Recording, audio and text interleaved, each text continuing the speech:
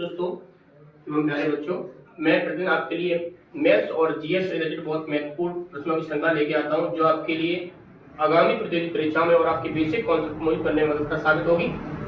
अगर आपको हमारी ये वीडियो जो पसंद आए तो वीडियो को लाइक और शेयर करना ना भूलें। साथ ही हमारे पेज को फॉलो भी करें, ताकि मैं आपके सामने ऐसे बहुत ही महत्वपूर्ण प्रश्न लेके आते रहें और हमें भी मोटिवेट रहे और आप भी मोटिवेट रहे। चलो चलते बिना समय दे हमारे प्रश्न की तरफ और उसका सोल्यूशन निकालते हैं।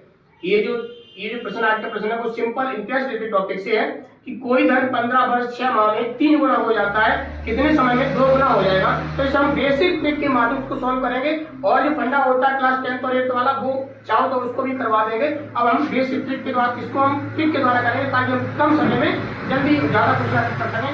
यही मेरा सिलेक्शन होने का मंत्र होता है। चलते हैं यहाँ पे T2 पहले हम निकालते हैं N1 कितना दे रखा है, तो N1 यानी कि 3 गुना हो जाता है। कोई धन जो 3 गुना हो जाएगा, यानी N बराबर 3 दे रखा। N2 बराबर हमें 2 गुना चाहिए तो 2 दे रखा है।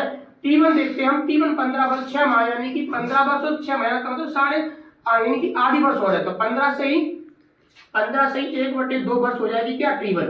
और अब हमें समय निकालना है, यानी T2 निकालना है, तो T2 मुझे चाहिए।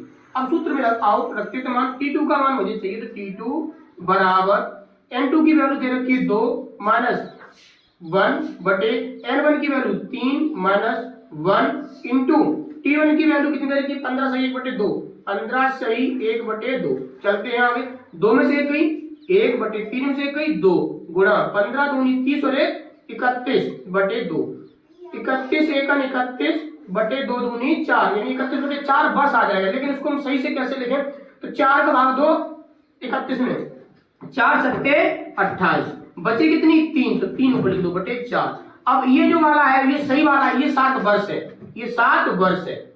और ये वाला जो है ये आपका क्या बन गया, ये 3/4 वर्ष बन गया। तो 3/4 वर्ष को अगर चेंज करना हो किसमें, महीने में, तो 1 यानी कि वर्ष लिखा हुआ है, 3/4 क्या वर्ष, तो वर्ष को चेंज करना महीने में तो सही लगेगा। थोड़ा ये वर्ष अच्छी नहीं लग रही है, पढ़ने में नहीं आ रहा है 3/4 वर्ष, तो महीने में कैसे बदलेंगे, तो वर्ष हट जाएगा तो किसकी गुणा हो जाएगी 12 की, क्योंकि एक वर्ष में 12 महीने होते हैं। काट दो 4 3 12, 3 3 9, कितना आ गया 9, यानी 7 वर्ष और 9 माह 9 महीने। ये आपका आंसर आ जाता है। अगर 15 वर्ष 6 माह में कोई धन 3 गुना होगा अपने आप का, तो वही धन 7 वर्ष 9 माह में अपने आप का 2 गुना हो जाता है। चलते हैं प्रश्न नंबर 2 की तरफ। क्वेश्चन नंबर 2,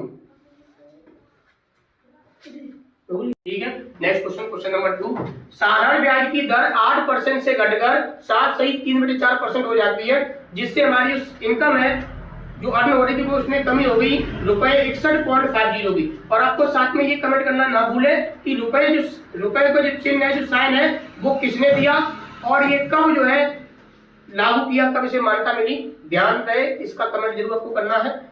कम हो गई तो आपको मूलधन बताएंगे कितने रुपए हमारे पास थे जो हमने ब्याज को उठाए थे, वो हमें निकालना है। मूलधन निकालना, इसमें किसी महाजन जो रुपए दिए थे उसका हमें पता करना कि कितने रुपए किसी ने ब्याज पर दिए थे। अब चलते हैं, इसको निकालने के लिए आपको पता होना चाहिए कैसे करेंगे, दर का अंतर। इसको टाइम बचाने के लिए ऐसे करेंगे, दर का अंतर बराबर, यानी कि दर में जो अंतर आया उस अंतर की वजह से हमारी आय में कितनी कमी हुई, यानी कि आय में कमी है, आय में अंतर हुआ, आय में कमी।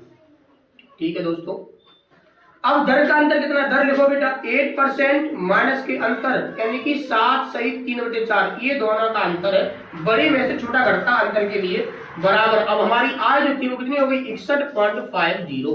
ठीक है, अब क्या करेंगे 8% माइनस के, इनका वैल्यू को पहले सही बटे के रूप में लिख लो।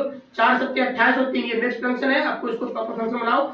4 सत्ते 28 और 3, 31/4% बराबर 61.50। अब क्या करेंगे, अब इसमें हम 4 ले लेंगे एलसीएम, 4 अट्ठे 32 तो 20/1 है, तो 1 का भाग जब एलसीएम 4 ले तो 4 बचेगा, तो 40 में 1 मल्टीप्लाई 8 जो 32 में से 31 गई, कितना बचेगा 1, तो 1%, 1/4% यहाँ आ गया। इसका सॉल्यूशन बराबर 61.50। अब क्या करेंगे 1% बराबर, ये बटे में 4 है, बराबर किधर जाएगा तो इसको जो गुणा के हो जाएंगे, तो 4 गुणा हो गए, यानी 61.50 गुणा 4।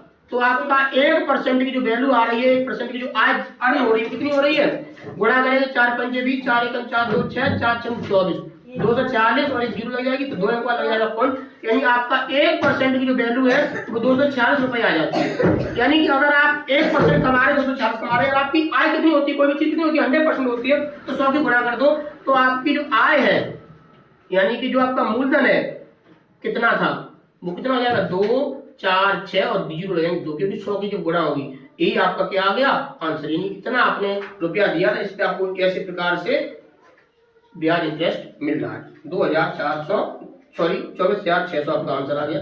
Thank you.